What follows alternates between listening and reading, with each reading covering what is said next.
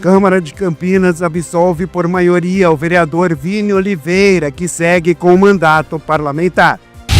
Em requerimento, vereadora Fernanda Souto pede informações à Prefeitura sobre a construção de unidades do CRAS em Campinas. E o Giro Ambiental aborda o programa Aterro Zero, que promove aproveitamento de materiais, gerando renda e emprego.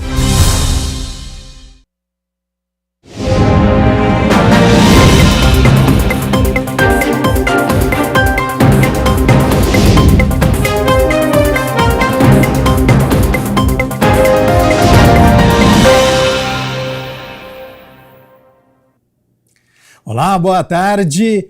Meio-dia mais 1 minuto desta quarta-feira, 2 de julho de 2025. Começa agora o Jornal Câmara Notícia ao vivo. Muito obrigado pela sua companhia, pela sua audiência e participe. Vamos conversar pelo número do nosso WhatsApp, 19 é o nosso DDD. Para você que é de Campinas e região, pode ir direto no número que já aparece aqui embaixo da sua tela. É o 978293776. Ou você tem a opção de enviar o seu elogio, uma crítica construtiva, o que você quer assistir aqui no nosso telejornal, apontando a câmera do seu celular para este QR Code.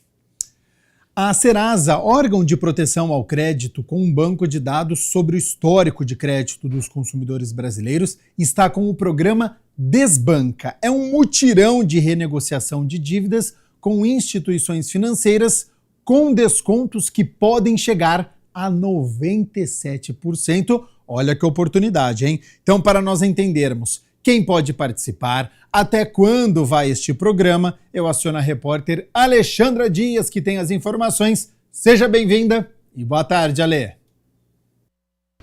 Muito boa tarde, Gabriel. Muito boa tarde a você de casa. É isso mesmo, a gente vai falar do mutirão Desbanca do Serasa, que intermedia aí as dívidas entre os credores e as pessoas que precisam negociar suas dívidas e deixar o seu nome limpo. E quem vai explicar para a gente como está funcionando é o Thiago Ramos, que é um especialista em educação financeira. Muito obrigada por receber a gente e dividir essas informações tão importantes, né? Como é que está funcionando, Thiago?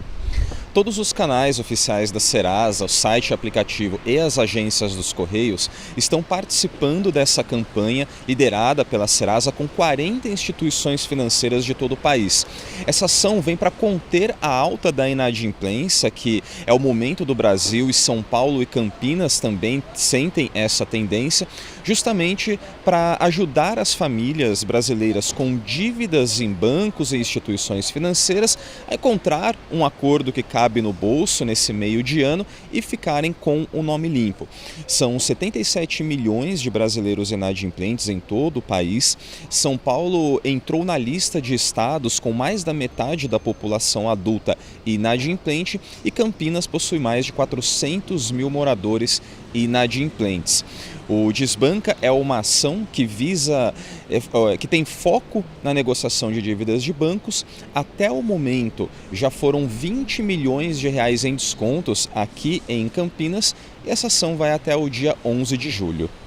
E pode chegar até 97% de desconto, né? Como é que funciona? As pessoas entram no site e elas fazem a própria proposta a partir das suas condições financeiras? Quem tem facilidade com celular ou computador, acessa o serasa.com.br ou baixa o aplicativo Serasa, faz um cadastro rápido de até 3 minutos e lá terá acesso a todas as dívidas. O consumidor escolhe a dívida que quer quitar e também aceita as condições de pagamento que estão sendo oferecidas para pagamento à vista ou parcelado.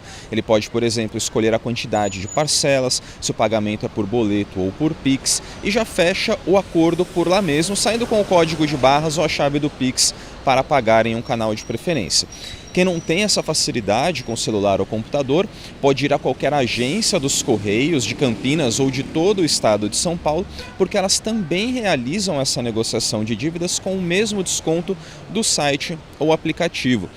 É importante que o consumidor organize as contas antes para saber quanto sobra mesmo no orçamento ao final do mês, para que ele pague a dívida e fique com o nome limpo. E não que ele comprometa o orçamento e de repente volte a ficar inadimplente lá na frente porque atrasou a conta e teve que quebrar o acordo. Tiago, quando a pessoa ela aceita uma negociação, o nome dela fica limpo imediatamente, como é que é? E se ela não conseguir honrar o acordo, o que acontece, né? Quando o consumidor realiza a negociação e faz o pagamento, se é no Pix, em até 24 horas o nome dele fica limpo, daquela dívida. Se for no boleto, até 7 dias para ocorrer a compensação e a negativação em nossos sistemas, e aí ele também fica com o nome limpo. Isso serve tanto para o pagamento à vista quanto parcelado. Ao pagar a primeira parcela de um acordo de 10 vezes, por exemplo, o nome já fica limpo também dessa dívida. Porém, é importante a organização financeira para o consumidor honrar o pagamento até o final, porque se o acordo é quebrado no meio, ele perde tudo o que já pagou e a dívida volta a negativar o nome dele. Inclusive, ele pode perder o desconto que foi concedido em uma futura negociação. Para esses casos, Tiago, você como educador financeiro, você recomendaria de repente escolher uma das dívidas e deixar outra para o 13º? Tem alguma dica quente nesse sentido? Sim, Alexandra, a prioridade são as dívidas com menos de 5 anos, aquelas chamadas dívidas ativas, e que estão com um bom desconto, ou até que tem uma taxa de juros maior para evitar que se torne uma bola de neve. É preferível que o consumidor pague uma dívida por vez do que faça um grande acordo que não consiga cumprir até o final. Um grande acordo com mais de uma dívida no meio, eu digo. Então, nós recomendamos que ele ponha na ponta do lápis tudo o que recebe, tudo o que ganha ao longo do mês.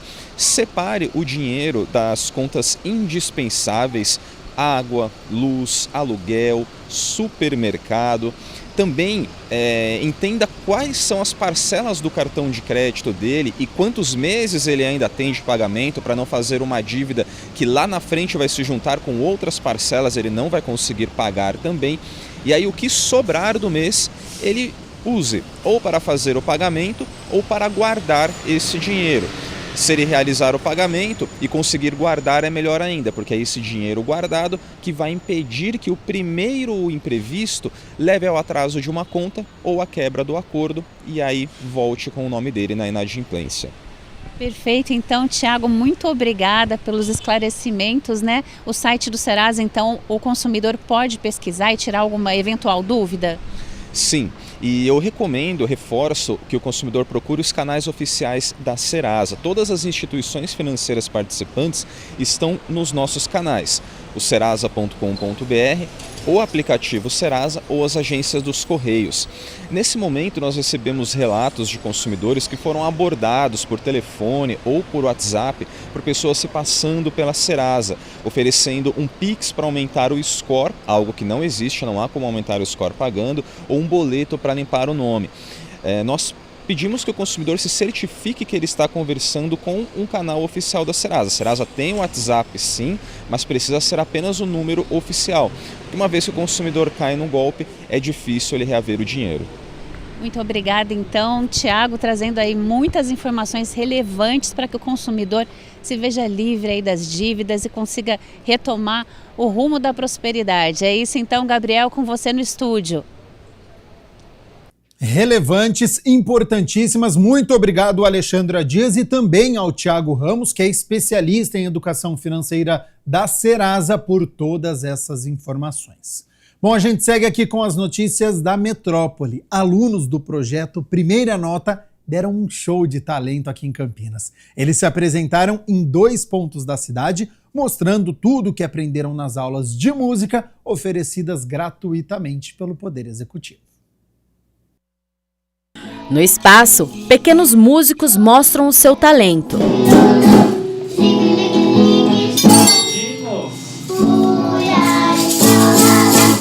Com idades entre 6 e 10 anos, eles integram o projeto Primeira Nota, desenvolvido pela Prefeitura de Campinas em parceria com a Unicamp. Na verdade, é a oportunidade de aprender música numa escola pública, né?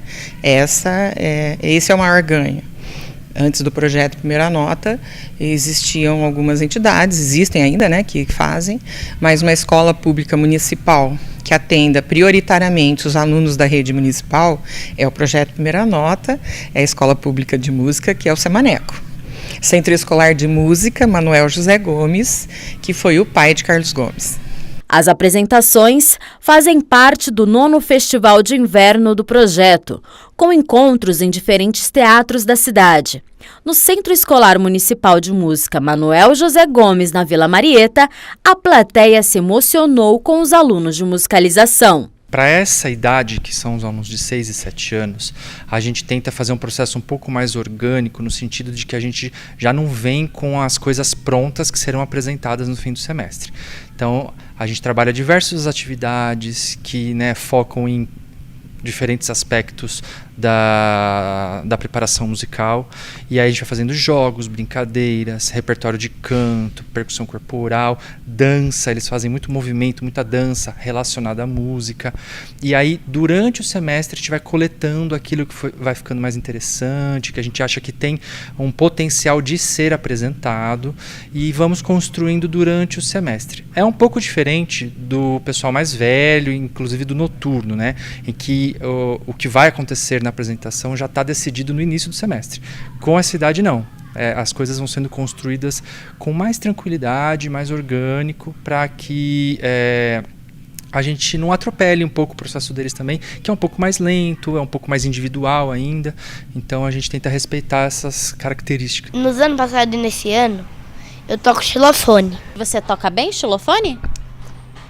Mais ou menos com a mão esquerda, mas eu toco bem com a mão direita. Tenho vergonha também, porque eu apresentei 500 pessoas. O Primeira Nota atende crianças e adolescentes das redes pública e particular. A participação é gratuita para diferentes cursos como musicalização, coral, teoria prática de conjunto e instrumentos. O caminho para conseguir uma vaga no Primeira Nota é sempre pelo site da Prefeitura.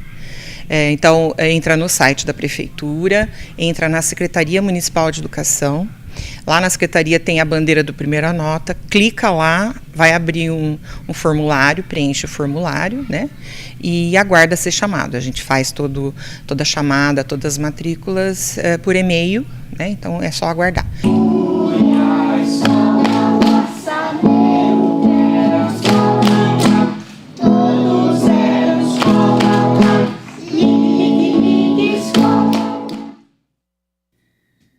Hora das notícias do Legislativo, porque ontem, durante 6h30, os vereadores se reuniram para a sessão legislativa de julgamento do vereador Vini Oliveira. Confira como foi. Foram mais de 6h30 de sessão legislativa de julgamento que definiu o arquivamento do processo. A sessão, que teve o comando do presidente do Legislativo, o vereador Luiz Rossini, começou com a leitura de todo o processo. A denunciante, a médica Daiane Copersini, com a sua peça acusatória, e também o parecer final da CP do relator Nelson Ostri, que foi lida pelo segundo secretário, o vereador Rodrigo da Farmadic. Que a própria denunciante já ingressou com medidas judiciais, criminais e cíveis contra o denunciado, conforme relatado no seu depoimento para esta comissão processante na data de 12 de junho de 2025, no plenarinho da Câmara Municipal de Campinas. Outro sim, a atuação do parlamentar, embora inapropriada em alguns aspectos, não pode ser vista como motivo suficiente para justificar a violenta cassação de um mandato popular legítimo.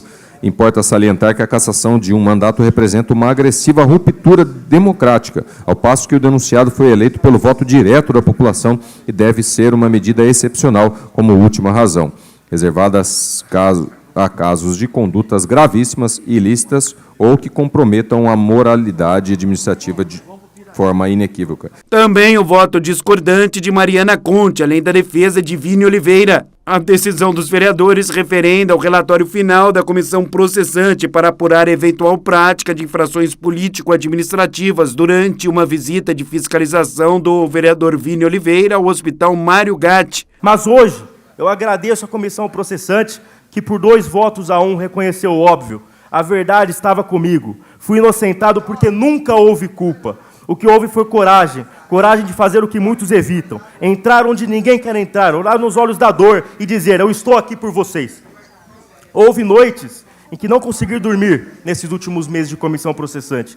Houve dias em que pensei em desistir, porque ser acusado por algo que você não fez e ainda por estar tentando fazer o certo é uma dor que consome, uma dor silenciosa, que machuca a alma e corrói por dentro qualquer um. No fim da sessão, o presidente Rossini confirmou que a Câmara decidiu pela absolvição e consequente manutenção do mandato parlamentar do vereador Vini Oliveira. Declaro encerrada a votação e peço que o primeiro secretário informe o resultado da mesma. Senhor presidente, tivemos 6 votos favoráveis, 22 votos contrários e 1 abstenção. Com 6 votos favoráveis e 22 votos contrários, a denúncia é improcedente. Portanto, proclamo o resultado final pela improcedência da denúncia. Determino que se comunique o resultado à Justiça Eleitoral.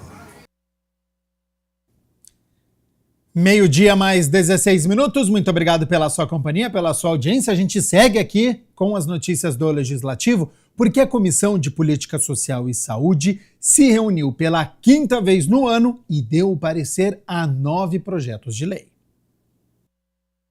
Com a presença do presidente da Comissão de Política Social e Saúde, Paulo Haddad, e dos vereadores Igor Diego, Nick Schneider e Fernanda Souto, foram analisados 9 projetos de lei. O item 8, sobre a criação do programa Farmácia Solidária para doação de medicamentos no município de Campinas, de autoria do vereador Eduardo Magoga, teve o pedido de vistas solicitado pelo vereador Igor Diego. Os outros 8 projetos foram aprovados, entre eles o de autoria do vereador Carlinhos Camelô, que assegura a distribuição gratuita de dispositivo de monitoramento contínuo da glicose para crianças de até 12 anos com diabetes mellitus tipo 1. Esse projeto que trata sobre a distribuição gratuita, né, de dispositivos de monitoramento de glicose para as crianças até 12 anos. Eu acompanho o parecer do relator, voto favorável. Obrigado, vereadora. Vereador Nick Schneider, como vota? Senhor presidente, acompanho o relator. Vereador Igor Diego. Acompanho o relator, presidente. Eu também acompanho o relator. Com o voto do relator, mais 4 votos nesse plenário, com 5 votos, então, o projeto está aprovado, a matéria está aprovada.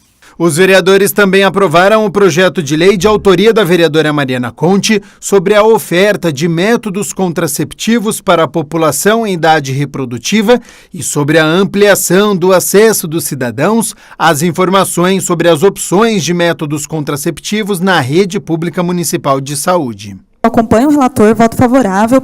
Queria ressaltar a importância desse projeto. O Semicamp, que é um centro, né, de pesquisa e prestação de serviços aqui na cidade, que realiza um trabalho com relação tanto à oferta de métodos contraceptivos, quanto também pesquisa nessa área, mostrou recentemente, divulgaram um dado que quase mais de 60% das gestações são gestações não planejadas. Tem um impacto muito importante na vida das famílias, especialmente das mulheres. Igor Diego. Acompanho o relator, presidente. Vereador Nick Schneider. Acompanho o relator, senhor presidente. Eu também voto favorável, acompanhando o voto do relator. Então, com 5 votos favoráveis, a matéria está aprovada. A comissão também deu parecer favorável ao substitutivo total, o projeto de lei de autoria do presidente da Câmara, o vereador Luiz Rossini, em que diz: fica proibido em Campinas o uso de quaisquer dispositivos eletrônicos para fumar ou de qualquer outro produto similar em todas as formas, gerações e marcas. Assim como fiz na sessão, eu acompanho o parecer do relator, voto favorável. A gente tem, infelizmente, visto muitas complicações, especialmente jovens, adolescentes, com o uso desses cigarros eletrônicos, que são proibidos no Brasil, né? A venda, a distribuição não são permitidas, mas, infelizmente, a gente sabe que acaba tendo brechas e as pessoas conseguem usar esses dispositivos e tem trazido impactos muito importantes na saúde dos nossos jovens e adolescentes. Então, com certeza, voto favorável. Obrigado, vereadora. Vereador Igor Diego. Acompanho o relator, presidente. Vereador Nick Schneider. Favorável, senhor presidente. Eu também voto favorável. Com 5 votos favoráveis, está aprovada a matéria. Requerimento protocolado pela vereadora Fernanda Souto pede informações à Prefeitura sobre a construção de unidades do CRAS aqui em Campinas. Entre alguns questionamentos, a parlamentar quer saber se o orçamento aprovado no ano passado prevê essas construções, inclusive para o bairro Jardim Campo Florido. Atualmente, a cidade conta com 13 unidades que oferecem o serviço de assistência social. A vereadora Fernanda Souto solicita ao Poder Executivo, por meio de um requerimento, informações sobre a construção de unidades do CRAS, o Centro de Referência de Assistência Social em Campinas. O CRAS é a principal porta de entrada para os serviços da rede socioassistencial. Atualmente, Campinas conta com 13 CRAS localizados em áreas de maior vulnerabilidade social e que atendem diversos bairros. São unidades muito importantes para fazer essa ligação entre as pessoas e os sistemas de acesso aos direitos sociais. Nós consideramos que numa cidade do tamanho de Campinas, que tem mais de 1 milhão de habitantes, que é uma cidade extremamente espalhada, nós temos 6 grandes regiões aqui, nesta cidade, apenas 13 centros de referência de assistência social é muito pouco para conseguir dar conta de toda a demanda e é o que nós temos visto na prática. As famílias estão tendo dificuldade de ter acesso, falta profissionais. No documento, a vereadora questiona se existe na lei orçamentária, aprovada em 2024, a previsão da construção de unidades do CRAS para este ano. As famílias estão tendo dificuldade de ter acesso, falta profissionais. Então, esse requerimento surgiu a partir de questionamentos de algumas comunidades, de lideranças, de associações de moradores, sobre a implantação de novas unidades na cidade. Ainda segundo a parlamentar, moradores informaram que existe uma promessa do poder público para a construção de um CRAS no Jardim Campo Florido. Por isso que nós estamos perguntando, porque o que os moradores nos trouxeram foi que foi feita uma promessa e por isso que nós estamos questionando, porque nós não identificamos a reserva de recursos para a construção dessa unidade, mas nós queremos que a prefeitura esclareça exatamente o que foi conversado com a comunidade e o que de fato tem previsto para esse ano de 2025. A vereadora também quer saber quantas unidades estão previstas e quais são os bairros ou regiões da cidade que receberão as construções, se a resposta da prefeitura for positiva, ou seja, confirmando a previsão das obras para o município. E se de alguma maneira existe uma demanda que não está contemplada, que a gente possa organizar aqui na Câmara, junto da comunidade, uma luta para que essas demandas elas também entrem nas prioridades. 12:00 mais 23 minutos. Muito obrigado pela sua companhia, pela sua audiência. A gente segue com as notícias do Legislativo. Site da Câmara aberto é o campinas.sp.leg.br e olha só aqui a notícia do dia. O vereador Ailton da Farmácia tomou posse aqui na cidade de Campinas, na Câmara Municipal. Ele que era o primeiro suplente do PSB, ele assinou o termo da posse como vereador nesta manhã. O novo parlamentar, ele assume a vaga do Zé Carlos, que renunciou ao mandato na última segunda-feira. Lembrando que o Ailton da Farmácia obteve 4.374 votos na última eleição. Essa assinatura do termo de posse ocorreu na sala da presidência do Legislativo Municipal. O Ailton da Farmácia já foi vereador entre 2017 e 2020. E no campinas.sp.leg.br você confere todo o histórico do parlamentar, o trabalho que já foi realizado aqui na Câmara Municipal de Campinas e, claro, também outras notícias aqui do Legislativo Campineiro. Bom, e olha só, a partir de hoje o Jornal Câmara Notícia vai exibir um balanço do trabalho realizado pelas comissões permanentes, as especiais de estudo, as frentes parlamentares, com o presidente de cada uma delas. A gente começa com o trabalho realizado pela Frente Parlamentar de Enfrentamento às Violências relacionadas ao trabalho. Confira como foi. Presidida pela vereadora Mariana Conte, a Frente Parlamentar de Enfrentamento às Violências relacionadas ao trabalho realizou uma reunião no primeiro semestre de 2025. No único encontro, o tema debatido pelo grupo de trabalho foi defender quem trabalha, o assédio como método de gestão e adoecimento. À frente parlamentar, nós temos chegado a uma conclusão de que as violências relacionadas ao trabalho não é apenas uma questão de relação interpessoal, mas diz respeito à organização, é um método, é a violência como método de gestão. Isso principalmente para dar conta dessa normativa que a gente tem cada vez mais, que é a redução do quadro de funcionários para fazer trabalhos cada vez mais diversos, cada vez mais complexos, cada vez com uma multiplicidade. Então hoje as pessoas exercem diferentes trabalhos, de diferentes formas e com um quadro de funcionários cada vez menor. E a gente vê que em mesma forma os métodos desse assédio ele vai se diversificando. Hoje é muito comum, por exemplo, que o trabalhador esteja o tempo todo respondendo o WhatsApp, né? Então é quase como uma situação em que você está sempre trabalhando, que o trabalho nunca cessa e nunca para. E isso tem levado a um processo de adoecimento. Por isso que nós temos discutido o assédio como um método de gestão.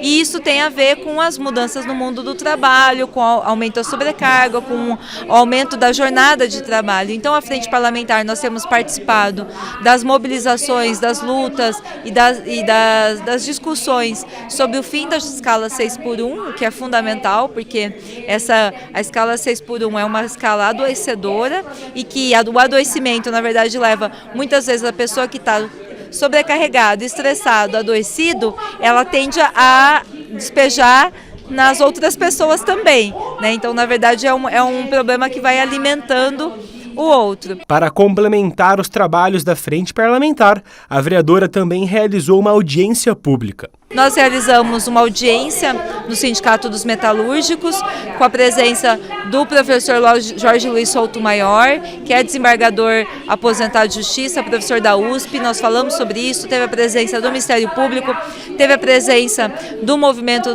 pelo fim da escala 6x1 e também da Letícia Chagas, que é do Movimento das Pretas, que é um mandato estadual coletivo.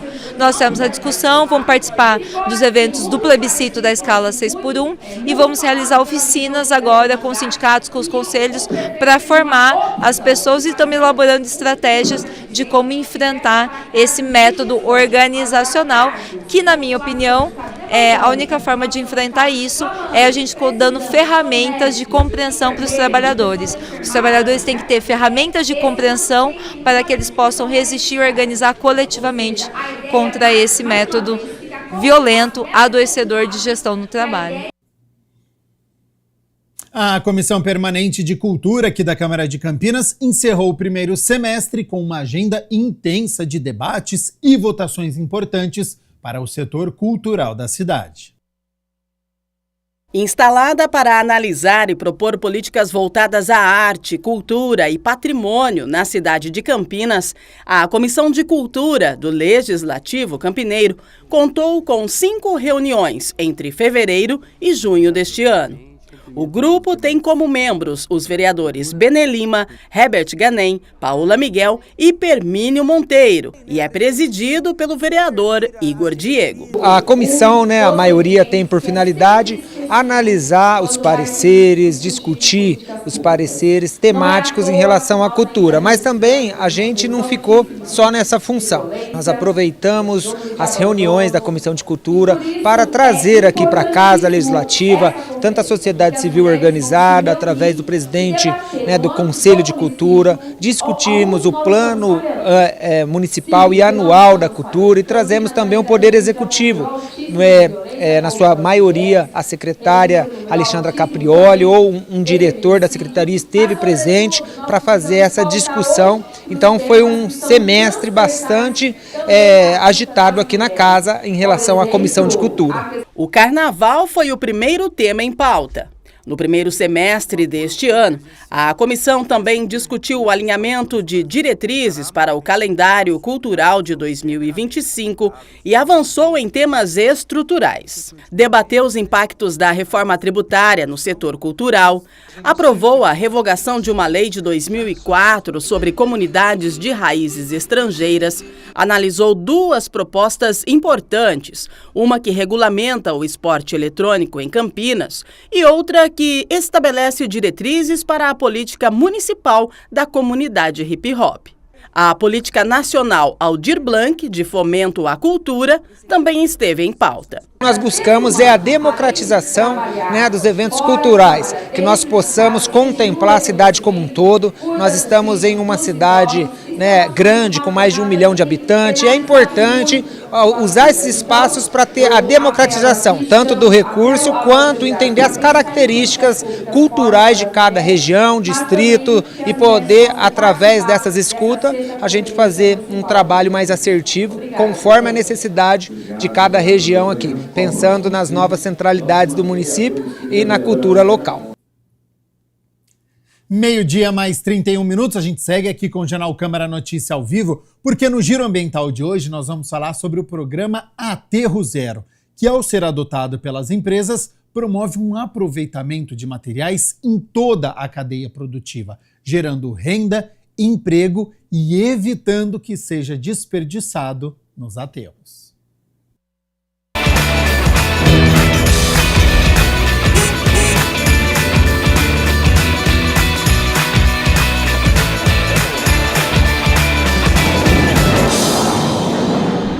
E no Giro Ambiental de hoje vamos falar sobre o programa Aterro Zero, aderido por empresas que têm o objetivo de zerar a destinação de resíduos para aterros sanitários. E a nossa convidada para falar sobre esse assunto é a Sabrina Costa Carvalho, que é engenheira ambiental da Formitex, grupo da qual a MD Papéis faz parte, e graças ao programa a empresa conseguiu evitar o envio de cerca de 5.800 toneladas para o aterro municipal. Muito obrigada por aceitar o nosso convite, Sabrina. Eu que agradeço pelo convite. Sabrina, para quem está assistindo, queria que você começasse explicando o conceito do Aterro Zero. Perfeito. O Aterro Zero, ele é uma estratégia de gestão de resíduos que tem como objetivo evitar ao máximo o envio de resíduos sólidos gerados na operação para os aterros municipais. Essa prática está muito alinhada com a Política Nacional de Resíduos Sólidos, que traz a hierarquia de destinação, né? Então, isso preconiza que deva ser priorizado a não geração, a redução, a reutilização, a reciclagem, o tratamento, e depois de esgotado todas as possibilidades de destinação para esse material, aí sim deverá ser enviado aos aterros, né? Que seria a destinação final. Então, quando a gente adota uma abordagem de aterro zero, quer dizer que a gente vai usufruir o máximo o valor econômico daquele material. Então, na MD, esse programa, ele existe desde 2020, né, onde a gente observou algumas oportunidades com os materiais gerados lá dentro, que eram antigamente enviados para o aterro municipal, e conseguimos pensar em outras estratégias para valorar esse material e evitar esse envio, né, para a destinação final. A própria sigla em inglês que originou fala do desperdício zero, né, entendendo que todo material ele tem uma utilidade, pode ser reaproveitado, né? Exatamente. Eu tenho um professor na faculdade que ele fala muito sobre a diferença do lixo e do resíduo. O resíduo é aquele material que ele tem um valor econômico agregado, ele tem uma possibilidade de tratamento, e aquilo que a gente chama de lixo, né, que seria o rejeito, é quando não há nenhuma viabilidade técnica ou econômica para esse material. Então, deveria ser, idealmente, uma pequeníssima fração de todo o resíduo que é gerado e que é enviado ao aterro, né? É maravilhoso, é uma outra perspectiva, né? A gente entender o lixo como uma matéria-prima. E para compreender todo esse processo, é importante essa questão de análise do ciclo de vida, né? Pensar o produto desde a sua produção e todo o seu caminho até chegar à sua destinação final. Exatamente. Esse veio muito alinhado com o princípio de economia circular, né? Então, quando a gente olha para a natureza, a gente nota que não existe resíduo, né? Todo final de um processo, ele serve para o início de um outro. E a economia circular vem justamente para trazer essa ideia também para as nossas operações, né? Então, a gente começou a olhar os nossos resíduos como uma matéria-prima, como um combustível para um outro processo. Lá na MD Papéis, é uma fábrica de papel cartão que nossa grande porção de matéria-prima vem de material reciclado, né, os papéis reciclados. Então, quer dizer que o resíduo de um outro processo é a nossa matéria-prima. Então, a gente olhou com esse mesmo olhar para os nossos próprios resíduos, né? Então, essa grande porção de resíduos que antes a gente enviava para o aterro sanitário, passamos a enviar para o coprocessamento, né, que ele é utilizado dentro dos fornos de cimento como combustível. Então, ao invés de usar os combustíveis à base de petróleo, se usa muito esses blends, né, formados de resíduos industriais com poder calorífico. É até meio filosófico, né? Eu gostei de você comparando aí com a natureza, e assim como a natureza precisa de uma parceria, né? No caso da MD Papéis, quais foram os parceiros que vocês precisaram para destrinchar esse material e reaproveitar? Você já falou de um, né, da queima. Quais mais materiais vocês conseguem? Uma grande porção dos nossos materiais a gente consegue vender, né? Então, assim, muitos resíduos metálicos, eles têm um valor econômico agregado, então a gente encontra parceiros de cooperativas que conseguem comprar esse material e reutilizá-lo. Pallets também, eles têm um valor agregado, a gente também consegue inserir aí na reciclagem. E aí nós temos o que a gente chama um rejeito do nosso processo, né? Então, como a gente recebe aparas de papel, né, que são os resíduos de papel, geralmente eles vêm contaminados. Então, a gente faz um processo de depuração interno que gera bastante resíduo plástico desse papel que vem contaminado.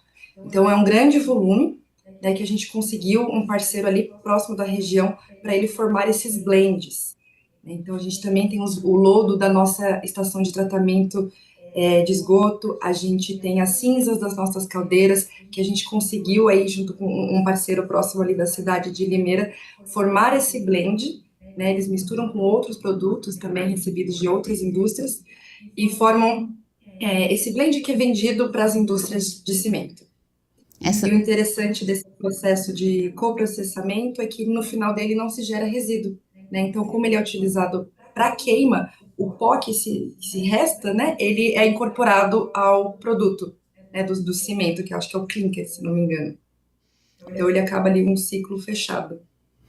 E aí o aterro fica muito mais aliviado, com certeza, né? E eu queria saber como é que vocês motivam dentro da empresa todos os setores a ter esse olhar e a participar desse processo. Justamente em 2020, quando a gente começou a estudar os nossos impactos ambientais, a gente percebeu que sem colaboração do time não daria certo, né?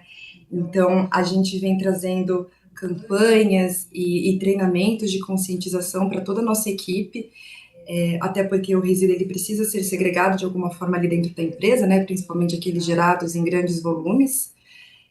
Então, anualmente nós fazemos campanhas. Esse ano a gente teve uma campanha agora em maio, que foi voltado para reciclagem. A gente ficou o mês inteiro arrecadando lacres de tampinha e tampas plásticas lá na unidade, que a gente destinou para uma ONG aqui de São Paulo. Então, periodicamente, nós trazemos algumas campanhas de conscientização para aproximar o nosso público interno dessas temáticas, o que é um fator importantíssimo para o sucesso dos nossos projetos. Todo mundo ali vestindo a camisa, né? E um conceito que surgiu em 1970, você acha que ele ainda precisa crescer muito, tanto na área da governança quanto da própria sociedade, para que exista uma multiplicação mais rápida, até porque a gente está vivendo essas emergências climáticas já? Com certeza. Como você falou, é um assunto que ele está em pauta há bastante tempo, mas nós ainda temos muito chão pela frente, né? O Brasil, ele enfrenta muitos desafios com a sua gestão de resíduos. Nós ainda temos problemas com lixões, né? Por mais que eles sejam proibidos por leis, nós sabemos que muitos municípios têm dificuldade na destinação final do seu material. Até mesmo os aterros municipais, que eles são licenciados, eles têm um processo de tratamento, né, do chorume e dos gases gerados, eles geram impacto, sim, na vizinhança, né? Então, por isso que é muito importante que a gente olhe para essa questão do aterro zero como sendo imprescindível. Daqui a pouco não vai ter mais espaço para a gente armazenar os nossos resíduos, eles acabam tendo aí um impacto dessa ocupação territorial, então morar perto de um aterro é desagradável, e cada vez mais que a gente precisar desses espaços, para jogar os nossos resíduos, acaba multiplicando esses impactos. Então é muito importante que a gente continue trabalhando para minimizar a geração de resíduos, que as empresas continuem trabalhando para pensar em alternativas de tratamento e de resíduos, e os municípios também, em pensar em estratégias de como reduzir a geração de resíduos urbanos, de como aproveitar melhor os resíduos urbanos. Uma boa porção dos nossos materiais gerados em casa mesmo poderiam sim ir para reciclagem. A gente sabe que isso é um grandíssimo desafio ainda no Brasil, somente 3% de todo o material passível de reciclagem é de fato reciclado no Brasil. Então a gente tem um potencial enorme para explorar. Enquanto a gente não conseguir avançar nesse tema, a gente tem que enxergar como se a gente estivesse enterrando dinheiro. Esses materiais, eles valem dinheiro, eles teriam como ser inseridos dentro de uma cadeia produtiva novamente, e infelizmente uma boa parte deles está sendo enterrados aí, lotando nossos aterros municipais. Você tocou num ponto importante que eu até ia perguntar. Desde que o programa foi implantado na empresa, qual foi o retorno econômico que vocês tiveram? Que até para destinar um resíduo, às vezes é preciso pagar. À medida que você consegue vender esse resíduo e transformar isso numa cadeia produtiva, economicamente também houve um retorno para a empresa? Sem dúvida, Então a sustentabilidade, quando a gente fala desse termo, também olha o seu pilar econômico, Então nós fizemos várias contas para provar que quando a gente olha o resíduo com esse potencial econômico, a gente também tem ganhos financeiros, Então o aterro municipal é uma destinação cara, a gente precisa do transporte, a gente precisa do espaço, esse volume que a gente gera de material coprocessado, ele é muito grande, Então quando a gente viu essa oportunidade, a gente conseguiu reduzir bastante o nosso custo com destinação. Então ali fechou-se o ciclo da sustentabilidade. Então a gente olhou-se para o olhar ambiental, olhou-se para a questão social, da geração de empregos, e também olhou para a questão econômica, que ficou sim mais barato para nós a destinação desse material. Sabrina, quero agradecer demais a sua participação aqui no Giro. É uma inspiração para a gente ver isso funcionando efetivamente, porque parece uma meta ousada, Aterro zero, como é que a gente vai chegar em lixo zero? Parece muito ousado, mas aí a Formitex está mostrando que é possível através da MD Papéis. Muito obrigada por participar aqui com a gente. Eu que agradeço. Seguimos em frente. Com certeza. E para você que nos assiste, continue com a gente, porque agora é hora daquele giro ambiental pelas curiosidades do Brasil e do mundo.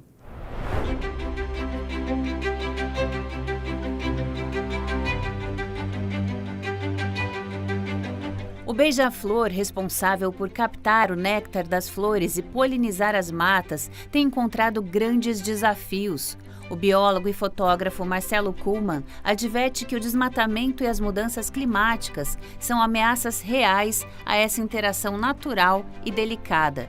Após 10 anos de imersão e pesquisa no Cerrado, bioma conhecido como o berço das águas, Kuhlmann catalogou 45 espécies de beija-flores. Esse trabalho resultou no livro de 550 páginas, Cerrado em Cores, Flores Atrativas para Beija-Flores, uma celebração dos flagrantes capturados. Em seus estudos, Kuhlmann enfatiza a necessidade de monitorar os impactos das mudanças climáticas sobre essas aves, pois a alteração no período de floração das plantas pode modificar seu comportamento.